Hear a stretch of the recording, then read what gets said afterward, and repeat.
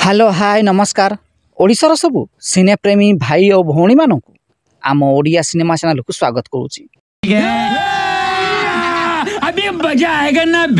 आज कथा हवा तमिल सिनेमा रे ओडिया रे कथबार्ता होउथिबा सिनेमा विषय रे।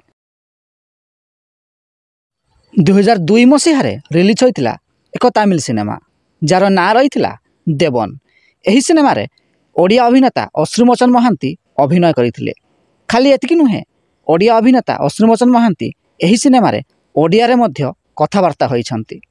एही तमिल सिनेमा रे अश्रुमोचन महांती एक छोटिया एवं गुरुत्वपूर्ण भूमिका रे अभिनय करिछंती एवं एही सिनेमा रे से केवल ओडिया रे ही कथबार्ता हेउछंती। सर देखले तो पातिंगला मन शांति गेला एते लास इतने पणते एते लास एक कबळे केबे देखिने। तेबे अश्रुमोचन महांती अभिनीत केउ सिनेमाटी आपणकर फेवराइट कमेंट बॉक्स रे निश्चिंत जणांतु एवं वीडियो पसंद आस्तिले लाइक शेयर एवं चैनल टी को सब्सक्राइब करंतु।